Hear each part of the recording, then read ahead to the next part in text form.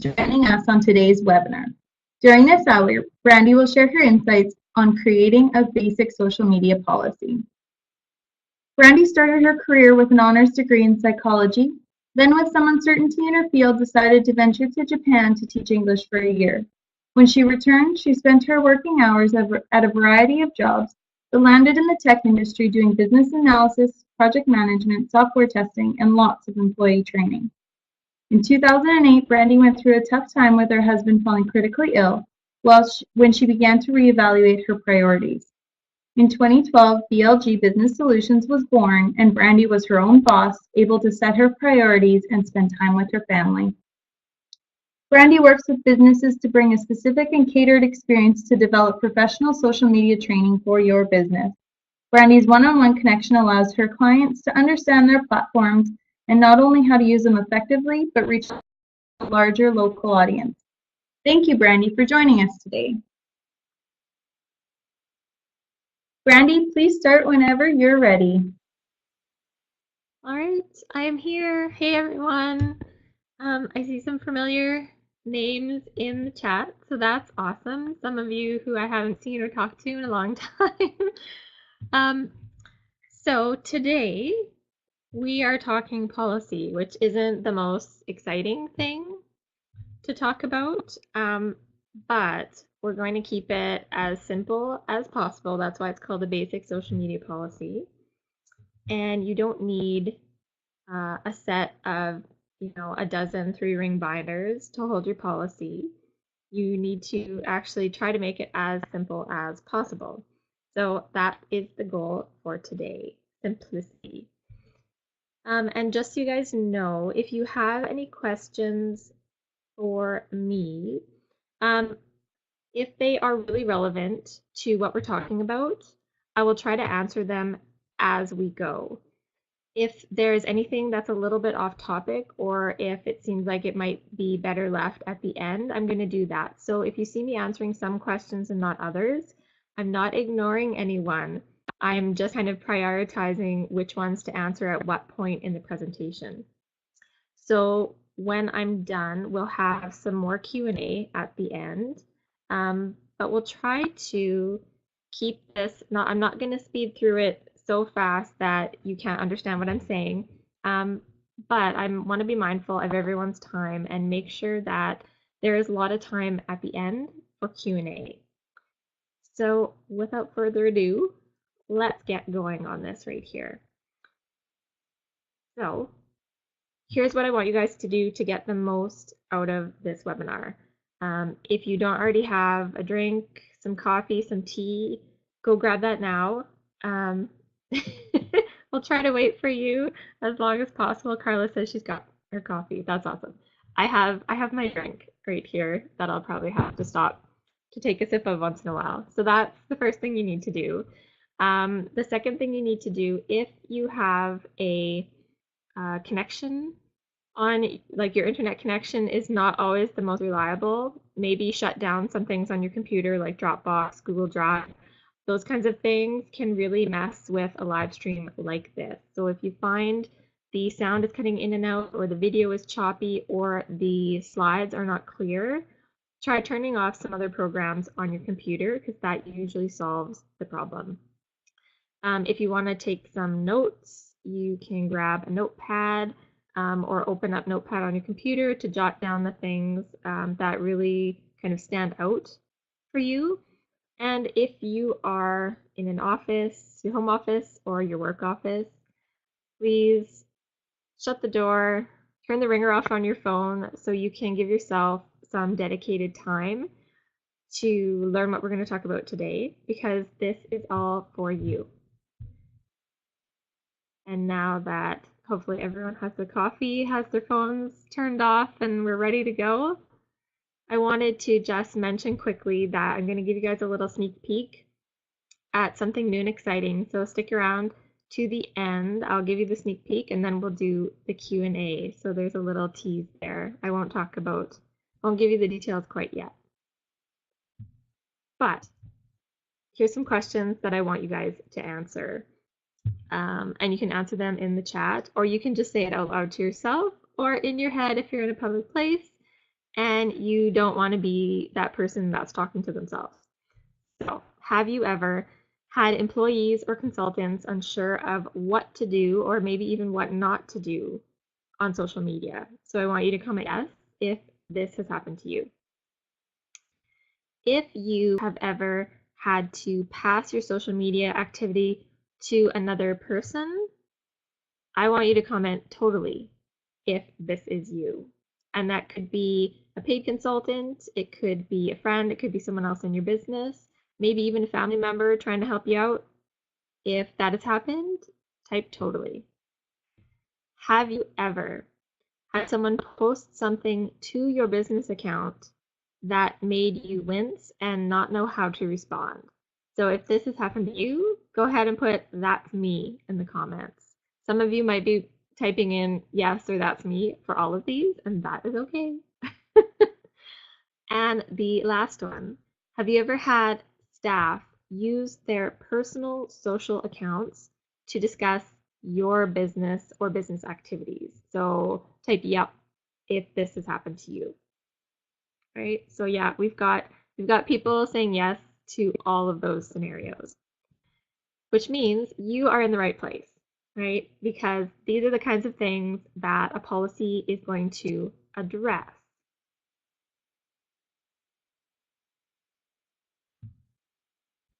So that I already received a lovely introduction. So this is just going to be very brief to give you guys a really targeted idea of what I do. So in a nutshell, I help women entrepreneurs uncover their social media confidence by equipping them with the skills, tools, and resources to be effective and productive on social media. And like it was said at the very beginning, I do that through training and training programs. I also offer social media coaching. So that's something that's a little bit new that some of you might not be aware of.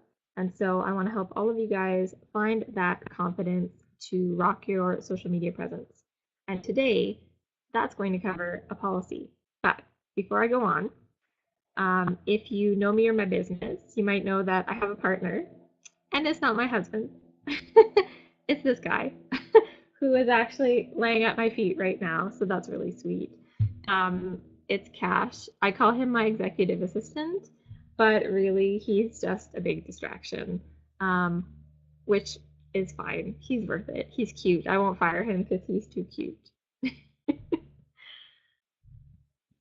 So this is what we are going to cover in today's webinar.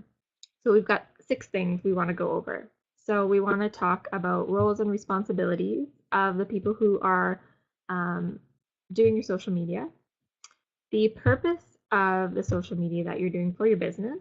We're going to talk who has access, who has authorization to do certain things, issue management. So what happens when something goes wrong? What do you do? Then we'll talk inappropriate content. So this is more like when somebody internally posts something and you're kind of like, no, delete, delete, delete, but it's too late. And then last thing, we'll talk about personal use. Okay, so number 1, roles and responsibilities. So who in your business is doing what? So these are things that you want to think about when you are writing your policy. So here's some examples. This isn't comprehensive. These are just kind of the top things that almost everyone is going to want to think about. So when you are thinking about your business and your social media, who is responsible for things like deciding what gets posted, and then as a kind of add on to that, not only deciding what is going to get posted, who's actually responsible for going and posting or scheduling that stuff. Who in your business is monitoring for comments, for messages, for retweets, who's responsible for replying to all of those? It's kind of a customer service function. Who is responsible for creating the content that you're posting? So that could be the wording, that might involve some copywriting. Who is making the graphics that you're posting? Who is taking photographs? Who is making videos? And then also, who decides what networks you're going to use? Now, if you're a sole entrepreneur, the answer for all of those is probably, you're probably going, oh my God, it's me, me, me, me, me. Oh my God. It's a lot, right? So in terms of a policy, if you're a sole entrepreneur, this section is super simple because the answer is you. You are doing all of those things, right? If you have employees, if you have consultants, if you have other people in your business whose positions kind of overlap a bit with marketing activities, those people might have a part to play in some of these things, right? Like you might have a communications person and they draft up all the copy that goes out. So maybe they're the one who creates the text. Someone else might be posting it, right? Things like that. Okay. Just quickly, Jasmine wants to know, are we able to get a copy of your slide deck afterwards? Yeah, I can make the slide deck available. I would still, so you don't have to scramble madly to write all of this stuff down, but I would encourage you to kind of jot down anything that really stands out, because if you don't, I know, speaking for myself, if I don't jot down a few things here and there, I will forget about them later, even if I get the slide deck. So you will get this afterwards. Okay, so that's the first thing that you need to think about. Figure out who is doing what. Because the thing is, even if you're a sole entrepreneur and you're doing all of this yourself, if you have this broken out and then you decide to hire someone, so it might be an employee, it might be a consultant, it might be an assistant, you can say, okay, now this thing, this line here in this policy, this is your part of your job. And it's clear to them what their role is and how you and them work together on social media. All right, so number 2, on to the next. The next thing is purpose of social media. So why are we here? What are we doing on Facebook? What are we doing on Instagram? Why did we open this account? That's kind of what this is covering. So here are a couple of the things that you want to be thinking about. What are your overall goals for using social media? And how are you going to be using those individual accounts? Now, this, you might not want to get super, super detailed at this point, because when you have detailed goals and strategies for using individual networks, that might be more of a social media strategy. But you should have an overall kind of umbrella policy that kind of drives how you're executing those things. And so that's what you want to put in this section. So for example, if the only reason that your business is on social media is to, say, generate customer loyalty, you need to note that, because all of your strategies that you implement after that will come out of that place of generating loyalty, right? And then in terms of how you're going to use individual accounts, well, you might do different things on different accounts, and that's okay. And in fact, I would even encourage that, because you might find that on different social media networks, you have a different audience. So I'll give you an example for myself. So say on Facebook, my audience is, well, was for a long time split evenly 50-50 between men and women. But say in the last, since the beginning of this year, it's definitely skewing more towards women, and I'm starting to get more women than men. So now it's probably about 60-40. On Instagram, it always has been more women than men. But if I look at Twitter, it's more men than women.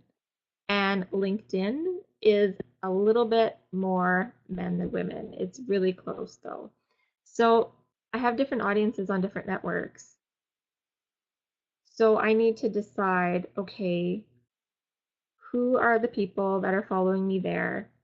What kinds of things do they like? And also what is the best use of that network. So for example, because Twitter is real time, maybe you will just be using Twitter for customer service. So people can tweet you with any issues they're having and you will respond in a real time fashion, right?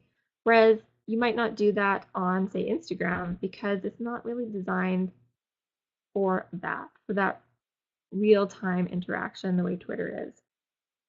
So think of kind of those high level issues that are going to affect how you use social media overall and the things that are going to trickle down into your subsequent social media strategies and the campaigns that you put together. Right? So this is the overall social media purpose. All right, so the next thing that we're going to discuss is access and authorization. So who can do what? Who has permission to do what? Who is authorized to do certain things? And some of those things might be posting to your accounts. So who actually has administrative access or who has the passwords to post to your social media accounts? Make note of who those people are. Because if you have employees, one of the steps of when they leave or take another position is that you have to make sure that you remove that permission, right? The same with anyone you hire. If their contract is done or you're no longer working together, you have to make sure that you keep track of taking away those permissions, right? So in addition to posting on your accounts, who has permission to do other things like viewing your stats or looking at your paid advertising and monitoring and actually creating ads for you? Because again, that can be separate than just the posting permission, and you need to keep track of that. And make sure that it makes sense for those people to have permission. What I have found, and I found this in both like corporate life and in this life working with small businesses, is that a lot of people tend to want to give permission to everyone just to be safe. And then what happens is that many of those people who have permission but don't necessarily need it get really uncomfortable because one, there's always the worry that they might do something that is going to like blow up the internet, right? Some people think like that. The second thing is that maybe they're not comfortable, maybe they don't have the skills or the knowledge to be effective, or even if they do, they might not feel comfortable doing it, but they feel like they might have to because they've been given access. The third thing is then if that's really not part of their job role, they might start to resent having access. So make sure that the people who have access, it makes sense for them to have that access, right? And that they're actually going to be checking in or doing whatever you need them to do on a regular basis. So that has to do with the people who are getting access. Now, who gives people the permission to access? Who authorizes that, yes, that person can be a Facebook admin? Yes, this person can be a user in your Hootsuite account, things like that. Again, if you're the sole entrepreneur, that's going to be you. If you are in a like small to medium business, it could be you as the business owner, but maybe you have like a manager and maybe that's the person who has to decide, right? So make sure that makes sense. Don't create a bottleneck, right? And then how do people ask for permission, right? Is it just verbal? Do they need to submit anything in writing? Make sure that's clear because you remember what you want to have happen is that you want a consultant or an assistant or a new employee to come in. You want to hand them this policy. You want them to be able to read it maybe in, maximum 10 minutes, preferably way less. And you want them to be able to 100% understand what their part is in that. So if they know that they need permission to Facebook and they have to submit this little form to somebody, they can do that as soon as they've read the policy. There's no like 5 emails to this person and then forwarding on, and then a week later they're still waiting for access. So make it clear so that anyone can just come in and know, okay, these are the steps I have to take, right?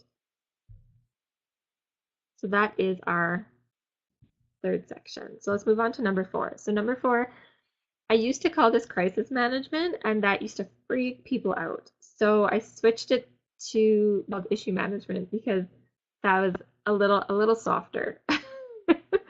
um, so this is going to be more of an when you're dealing with things externally, right? It is related to inappropriate content. There's a bit of an overlap, but here's what you need to think about for issue management. Right? So if someone posts something to your page, to your account, they comment, and it's not nice, let's just say it's not nice. Have you clearly defined for your business the difference between, say, criticism and harassment? Because I have my own definition of what those two mean, but everyone's line is a little bit different. And so this is the part of your policy that you may want to share with your audience. As a quick example, this is the example I always use. If you're in Regina, you might even be familiar with this. So the Regina Police Service, I don't know when they started their Facebook account, but it kind of got to the point where they were receiving a lot of troll comments, really negative posts, people just going out of their way to be like profane and complaining, being super inappropriate and posting things that you probably would never say to a person's face, right? And so, of course, they were deleting them. And then what happened was deleting those comments made people even more angry because we live in a time where if you just hide from something negative that has happened, people will get on your case even more about it. And so as a business, we have to deal with those things. We have to face them. And so deleting it caused more problems, and they actually shut down their Facebook page for a brief period. When they came back, what they had done was they had hired a very, very good social media manager. So it's been pretty smooth sailing. She would probably not say it's smooth sailing, but from the outside, it's been pretty smooth sailing for them ever since. But the other thing they did was they created a social media policy. And this particular section, they posted right on their Facebook page. It might still even be there in the notes. And it explained how what you could and couldn't post on their Facebook page. So they wouldn't allow a lot of swearing. They wouldn't allow you to harass other Facebook users on their page. They wouldn't allow you to post inappropriate things that might put people in danger, things like that. And once it was clear what was up there, kind of a lot of the problems that they'd been having previously just disappeared, right? Because if anyone ever questioned them removing a post, they could point that people to the policy and say, well, here it is right in writing. This person violated this and this and this, and that's why we had to remove it. So that's kind of a worst case scenario, because of course you would expect the police, it's going to be a lot more controversial. For most of us, we don't have to worry about a lot of controversial issues, but you never know when someone is going to have a bad experience with you, and it might have nothing to do with you. Again, it could be they're having a bad day. They bought something from you, it broke, and now they're freaking out about it, right? It could be something as simple as that. So if you have a policy in place that you're saying, okay, we're going to deal with criticism in this way because that's a customer service issue. But if somebody is just trying to start a fight and they're harassing us or other people, this is how we're going to deal with it. So have those two scenarios in place. Even pre-write some posts so that if something is going on and you are feeling very defensive or very upset, you have something that you can copy and then paste and tweak a little bit depending on who you're responding to. It's way less stressful than trying to write something in the heat of the moment, right? And also figure out who is going to deal with those things who's going to deal with those things when they happen, because it might be an issue where the person who is doing your social media, if it's an outside consultant, maybe they don't know enough about the customer service or enough about your business to be able to respond in an appropriate manner. So there has to be someone else that can deal with them. If you, the business owner, is dealing with it, then you best, right? So decide who's going to deal with those things. Especially if you've hired like an intern or a student or something to manage your social media, and all of a sudden they have to deal with an angry person online. Unless they have experience with that, it's really not fair to ask them to do that. So just keep that in mind. Okay, so Carlos says, with the RPS case, when people saw messages removed, did they share with the public why it was removed or send only to the message poster? I think they did. Well, I know they shared with the public. Like they didn't share the exact details. Like they didn't say, oh, this person said this word, but they did say we removed it because of these reasons. Probably for some of them, they also sent a message to the poster to tell them why. But I do know that in some cases, because the person repeatedly posts, they just ended up having to ban them from the page, and so then they wouldn't have sent them a message. So I'm pretty sure they did both. Right. I see Carla is typing, so I'm just waiting to see if she has a follow-up. But that is something, actually, that's a good point. So that is something that you also want to think about. So when you're dealing with it, do you want to respond individually to that person? Do you want to respond just as a reply publicly? Do you want to do both? Right? You have to figure out what makes more sense. Okay. So let's move on to number 5. So number 5 is inappropriate content. And so like I said, this can apply to other people posting things on your page, but this section is intended more for when you or someone who's doing your social media puts something out there that angers other people, right? So this is kind of internal going external, whereas number 4 was external coming internal. So you want to make sure that everyone who is doing your social media, everyone who has your passwords, who has authorization to post, that it is clear to them what it's okay to talk about and what it's not okay to talk about, right? So some pages, depending on your business, it makes sense to post about sort of political issues. Some businesses, it doesn't make sense, but some businesses want to post about it anyway. And here's the thing, like I know we always say, like when you're at a party or networking event, don't talk politics or religion. I think there's one more, but those are the two. I only agree with that to a point. So as businesses, I think it's okay for us to let our audience know where we stand on issues that are important to us, especially in this day and age. If you want to be posting about things that you know might generate some controversy, you have to make sure those people know, okay, it's okay to post about this, but don't post about this. Right?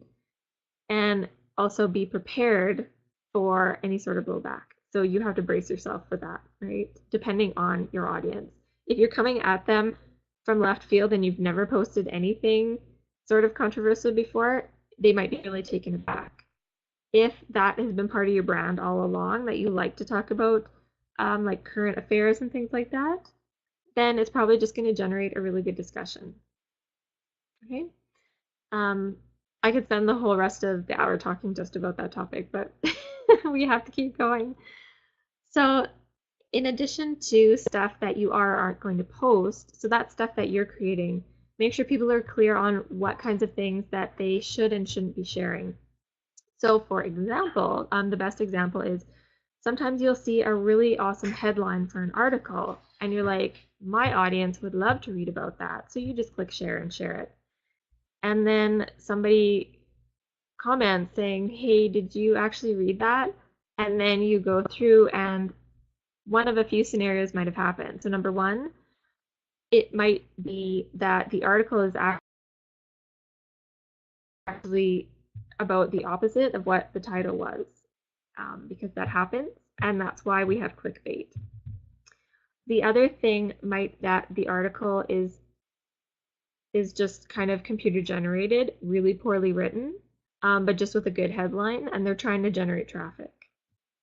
The other option being just kind of poorly written, maybe it is full of things that you don't necessarily want to promote, like it might be language, it could have a lot of spelling and grammar mistakes, or at the end of the article, it could be promoting something that you don't want to promote, right? Like maybe it's a competitor and the content of the article maybe was good, but at the end, they want people to sign up for their thing. And you don't want them to do that because you want them to sign up for your thing. So make sure that people are aware that they need to kind of vet everything that they're sharing in terms of not only the topic, but also the format and the quality. So that's important.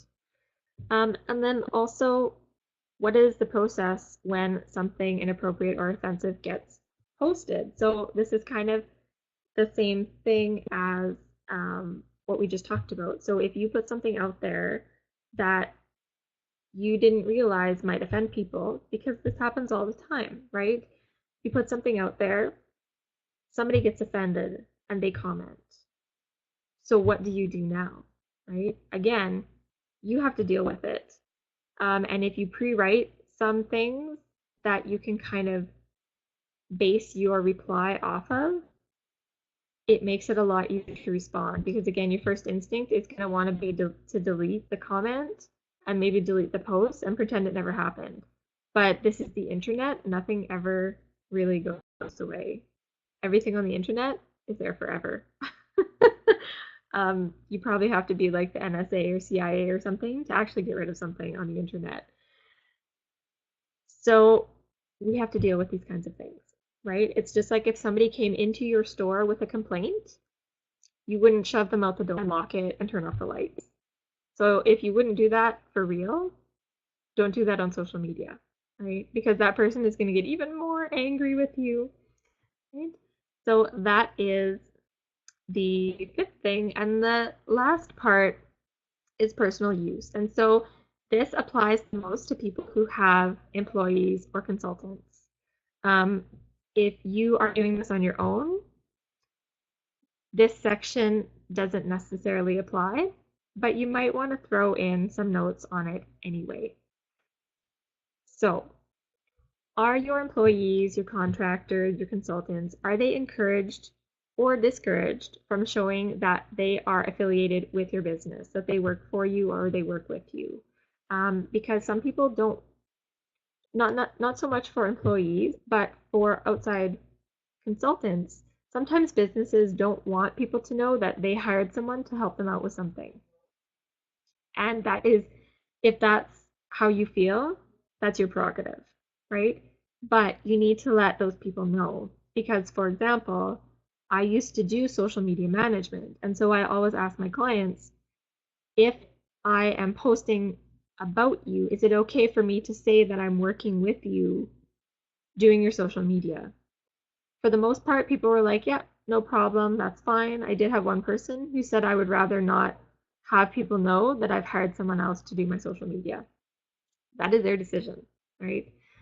And then also, are those people encouraged or discouraged from sharing or posting or talking about your business online? So you've probably seen this 100 times on Twitter, where people say that I work for this company, and then they say tweets are my own. And so that company has asked them to do that because in case that person individually on their own Twitter feed posts something that causes a problem, they can say, well, that person was not representing my company.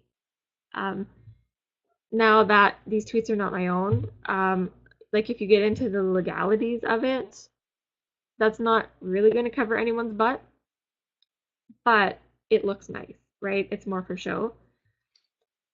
So, do you want your people to be out there and posting about your business and making it obvious that they work for you or with you?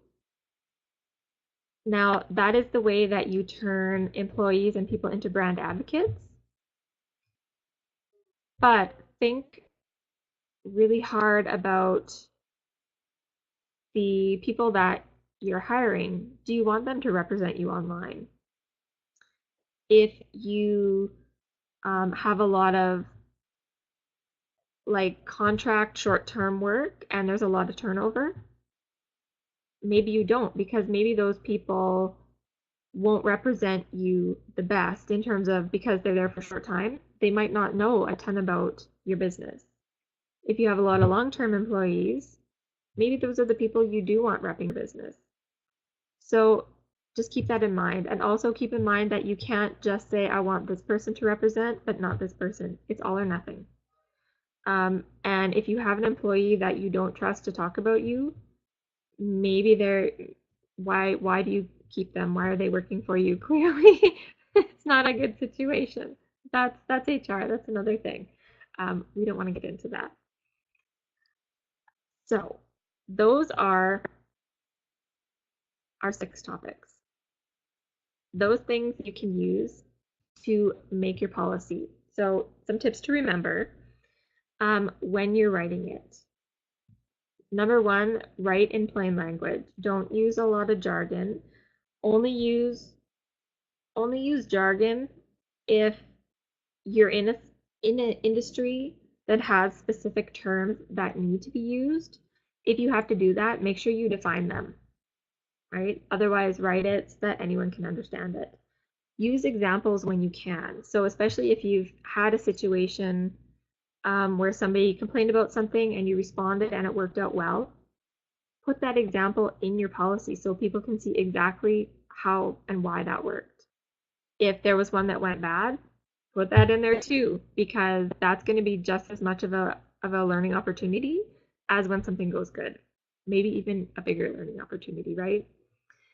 And the shorter and the clearer you keep your policy, the more likely your people are to read it, and the more likely there are to understand it. Because I remember one job I had, the first week was just reading stuff. And I was like, oh my God. You guys. It was just reading policies and procedures. And like the second day, I was like, I should quit. I didn't. But I seriously thought about it because it was just overwhelming. And because I didn't know the business well enough, half of it didn't make sense anyway, right? So make sure your policy makes sense to someone who's coming into your business fresh. Okay, so that is it. We did it in 40 minutes. Before I take any more questions, but if you guys have questions, you can start putting them in the chat now. But now I'm going to give you a little sneak peek of something I've got coming up. So it is called Social Media Foundations. And it is exactly what it sounds like. It's not really advanced knowledge. It is everything that you need to start on social media to be effective. So a little sneak peek. There are 3 reasons why I really love this program and why I really wanted to get it out to people. And so the first thing is that if you are training yourself, training your employees, that means you keep your marketing in-house.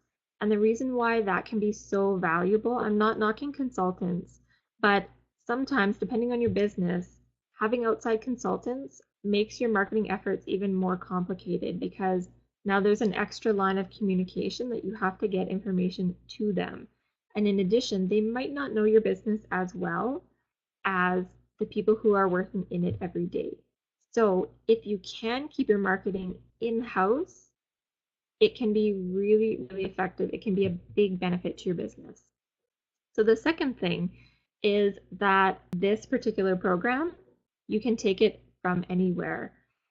What we're going to be doing is we're going to be doing group training. It's not going to be in person. It's going to be in a virtual classroom.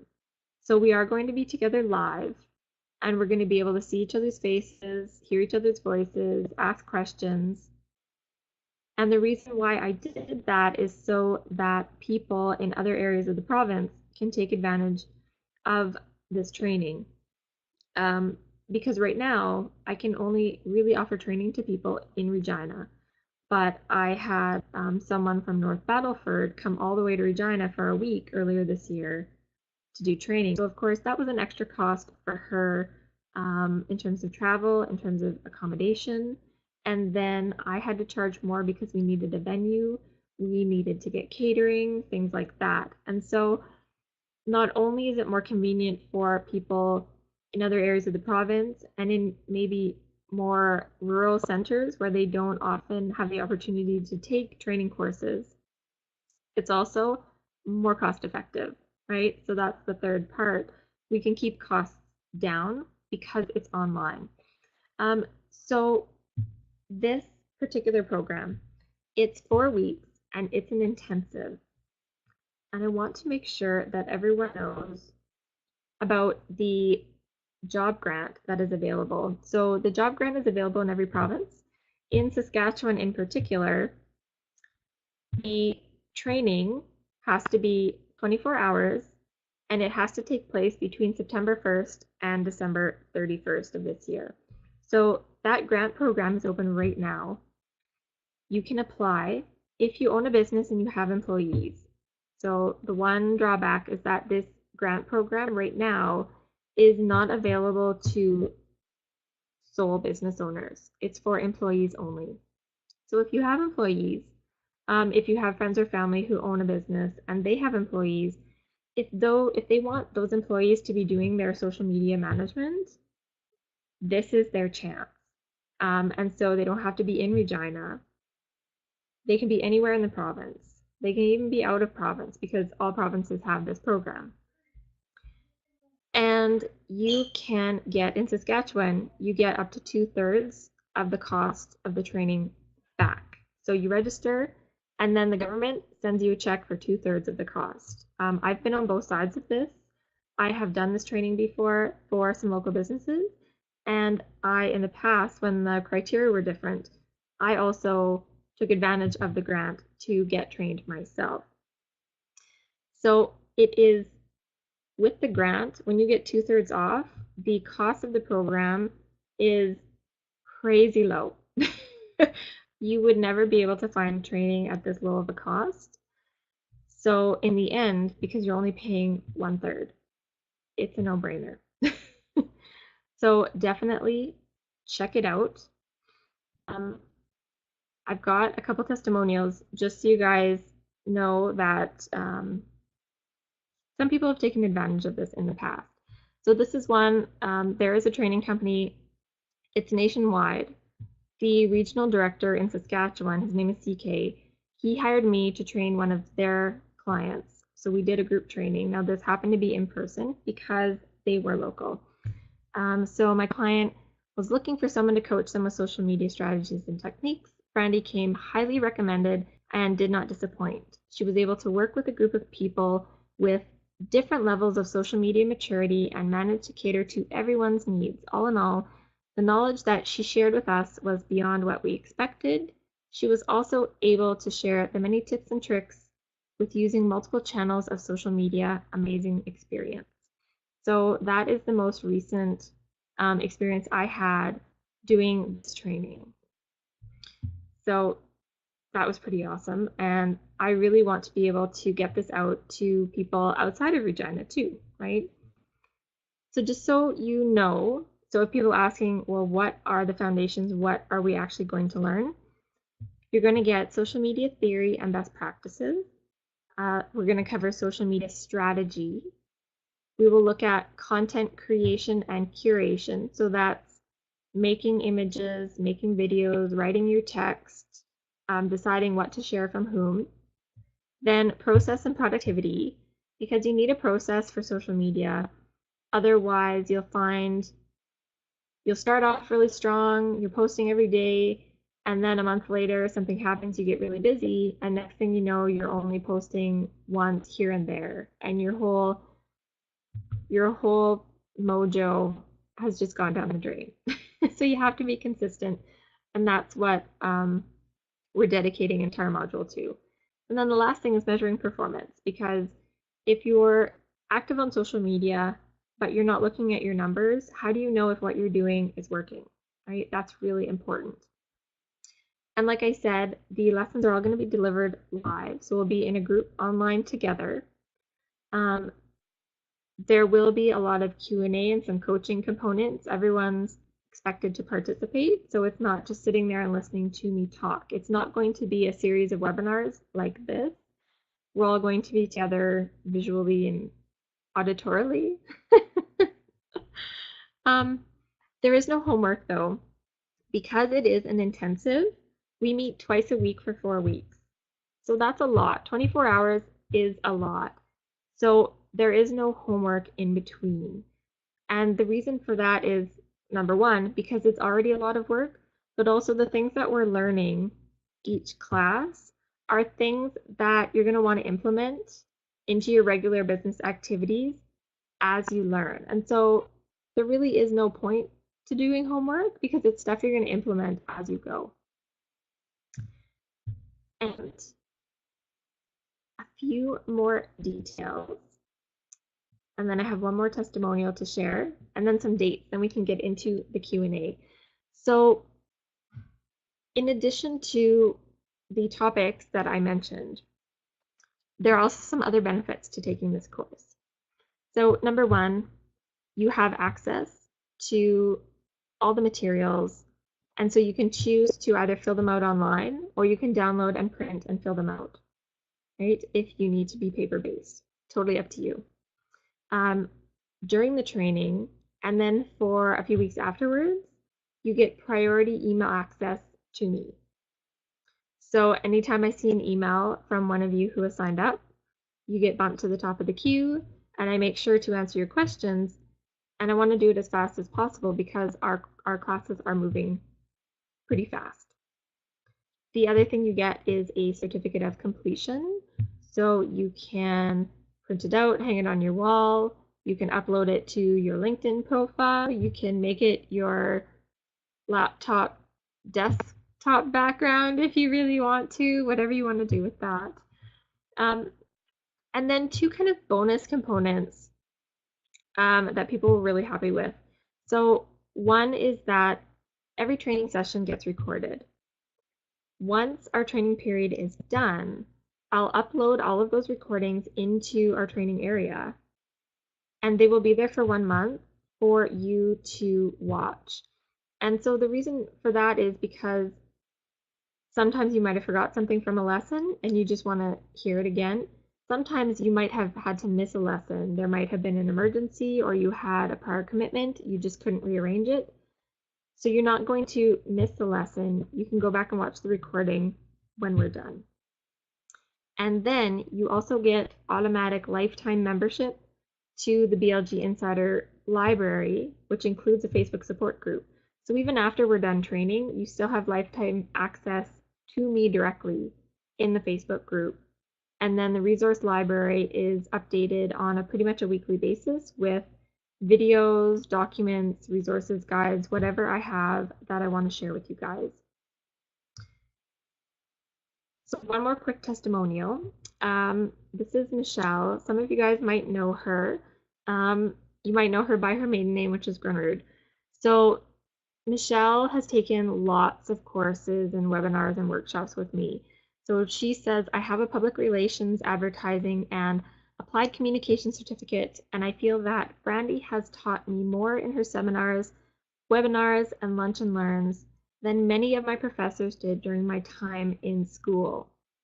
So that, when she told me that, really blew me away. So I know I'm on the right path somewhere. I'm doing something right, right? So the last piece of info I want to give you guys is the actual dates so that you know. We're starting pretty quickly here, right? So I've got 2 intakes. One is Tuesdays and Thursdays from 9 a.m. to 12 p.m. And those are the exact dates. We had to skip 1 week because I have a prior commitment. The second intake, it starts on September 11th, and that's going to be Monday and Wednesday evenings from 6 p.m. to 9 p.m. So you have 2 options. If you can take the time in the morning, do Tuesday, Thursday. If the daytime doesn't work and you only have time to commit in the evenings, do the Monday and Wednesdays. And so we've got the dates there. We're going to start after Labor Day, and we're going to wrap it up completely before our Canadian Thanksgiving long weekend. Right? So if you want more details, I've got the link right there, and you will be able to get the link off of this too when you get the slides. It has listing information, payment plan information, more details about what you're going to learn in each module, things like that. And then, as a little bonus, so in the description of this webinar, you may have noticed that it said at the bottom, those who attend live can ask for a copy of my social media policy template, so you don't have to start from scratch. So if you want a copy of that template, you can just email me, and my email's up on the screen there. It's brandi@blgbusiness.com, and I can give you a copy of the template. It will be a Word document. I can convert it to a Word document. I know most people are still using Microsoft. I am not, but I will convert it for you guys. So that you can take everything we've talked about today and start to plug it into the template. If you don't feel like you need a template or you've already got something to base it off of, that is no problem. But if you want it, just shoot me an email and I will send you the info you need. So now it's time for questions. I see there's 1 or 2, but yeah, okay, more people are typing now. Oh, you guys are so neat. You waited for me to finish talking. You didn't have to do that. All right, so let's see here. Krista, what is a good way to deal with employees that post work info on their personal page, such as photos of work product or what is happening during their work day? So the first thing is like that would be part of your policy. So you would say if it's okay for them to do that or not. Now, if you don't have a policy, or if you have said here's what not to do and they're violating that, then you have to figure out how you're going to deal with people who violate the policy. It could be as simple as just reminding them, here's the policy, because maybe they read it and forgot it, especially if they read it a long time ago. If you're telling them that it's okay for them to post about work stuff, but they're posting about it in a way that you're not comfortable with how they're representing it, that's a little bit more dicey, because it's kind of like you're telling them what they can say in their private life. So tread carefully, and that's why a policy is so valuable, because you can put those details in there. Without having maybe a more concrete example, I can't get any more specific than that. Just be aware that if you are telling people, don't ever tell people they have to post about your business, because some people don't want to post about anything on their own personal social media except their private life and friends and family. if you tell them absolutely don't post about my business, that you might get a head tilt, kind of like, why wouldn't you want me to promote you? So try to find a happy medium there. Okay, I hope that helps. If you have a specific example that you want to talk about, if you don't want to talk about it in the chat, you can just email me at the address on the screen and we can get into more detail there. So what do we have next? So Stephanie, within the past couple of years, I have been exercising my skills with social media. I took on a contract for a company that I used to work for, and I also run my own social media within my own business. Awesome. Recently, I've had several smaller businesses contacting me wanting to know what I would charge to run theirs. What is a reasonable rate? How does one know where to start with pricing? Does pricing differ depending on the size of the business that your client owns? Any info appreciated? That is a huge question. I don't even know where to start. um, the first thing I would do is I would Google all your competitors and see what everyone else is charging. Because I'm not an expert on pricing. In fact, I get pricing help from Wesk because it was an area that I struggled with. So like part of it is finding out what your current marketplace, what kind of prices can people afford, depending on the location and the economy and things like that. But then the other thing is, how much is your time worth? And you have to try to find the happy medium between those two. Because if you're doing something and you're finding that people are willing to give you $100 a month and they won't pay anymore, but you know your time is worth way more than that. It should be worth way more than that. Then you have to look at the customers you're attracting. Maybe it's the wrong audience. Maybe there are things that you can do. You can offer like a low-end package and then a high-end package. Definitely talk to one of the ladies at Wesk about that. For social media management, I can't even tell you what like the typical baseline price would be because it's all over the map, right? And it tends to be all over the map because it's an easy business to get into without a lot of startup capital, right? Like you don't need to lease a location, you don't need to get a mortgage, you don't need to do all these things. You can just set up your shingle and say, I'm a social media manager.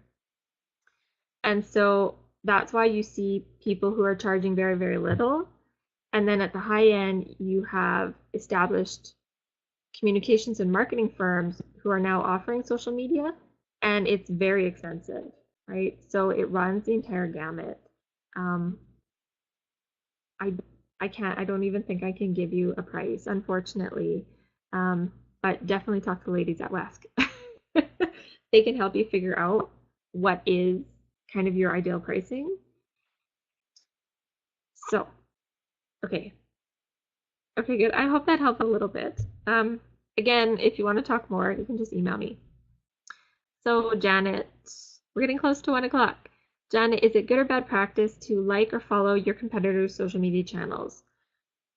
So, I say it's good practice because I want to know what other people are doing. And it's not only because it's not 100% because I want to keep an eye on them. Sometimes a competitor can turn into a collaborator, right? If they change their business or you change your business and you're offering slightly different services now, you might be able to work together. The other thing too is just kind of seeing what other people are putting out there that works. So if you have a competitor that's doing a certain thing on social media that's working like gangbusters for them, it might be worth you trying it, right? There's no shame in copying a good strategy, right? Now, some people out there are going, I don't pay attention to my competition, they don't matter. That's fine. That's fine too. If that's how you feel, then don't follow them. But me, I want to follow everyone because I want to see what everyone is doing, including my competitors. right? Because again, I look out for those opportunities to collaborate. So that's my personal opinion. Yeah. So it's kind of, there is no good or bad practice for that. It's just what you would prefer. Right. Okay, then Carla has another question. For a nonprofit looking for ways to use social media as a reward in sponsorship efforts, would this training program be the best choice, or can you recommend where I could learn more about ways to value social media sponsor appreciation postings? Um, so this, my program, you would definitely learn a lot of things that would help you create that, but it's not just for that, right? A very, it's very broad. It's kind of like a survey course. So you're going to learn everything that you kind of need to set a good foundation, which is why I called it Foundations, to be really effective and consistent and engaging on social media. Those skills those are the skills that would help you promote your sponsors.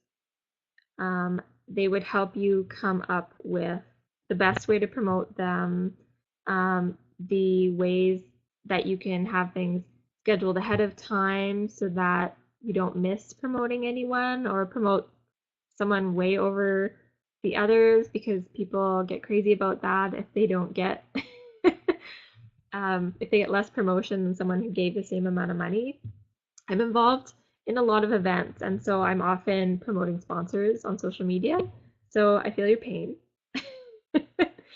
um, so yes, the course would help, but it's not going to be specifically about that. So that would be the kind of situation where, but you would have the opportunity to ask questions. All the students will have opportunities to ask questions about their specific situations and specific things in their businesses that they can apply the knowledge to. So that's why I'm doing it live in person. Well, not in person, live online in person. We have to find a better word for that.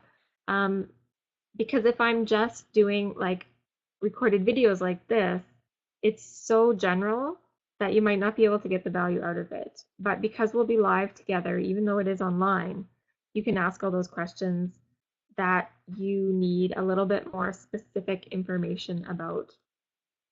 And guys, the other benefit of doing this online course is that you do have those other people that you can bounce ideas off of, that can help you come up with suggestions, right? Because sometimes when I'm doing a group class, someone else will have a better answer to a question than I will.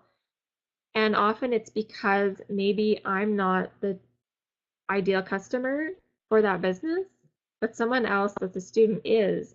And right away, they can think of an awesome answer, an awesome suggestion, and then that person takes it and runs with it, and it works. And that's the benefit of group training and group coaching, right? It's because we can bounce stuff off of each other, right? Okay, it's after 1 o'clock. Most of you have stuck around with me. I really appreciate that. But I would imagine some people need to get back to work. If you're solo entrepreneurs and you have your own schedule. So I don't see any more questions. So I think we're probably safe to wrap it up. Hey, Brandi, I'm just going to pop in here and do a quick thank you. So I'd like to give a huge thank you to Brandi for taking her time to share her insights. Your webinar was incredibly valuable to help us understand how to create a basic social media policy. I know I was just scribbling down some notes during your presentation, and we'll definitely use that with our West social media as well. So I'd also like to say thank you to everyone that was able to join us live for today's webinar. And just a quick reminder, it will be recorded and up on our website shortly. Our next upcoming webinar is Provincial Sales Tax, What You Need to Know, and it's on September 21st. Our presenter is Christy Weiss, and she's a specialized PST consultant. So please check your West emails or visit our website to register. See you everyone and have a great afternoon. Great. See you guys. Thanks for coming.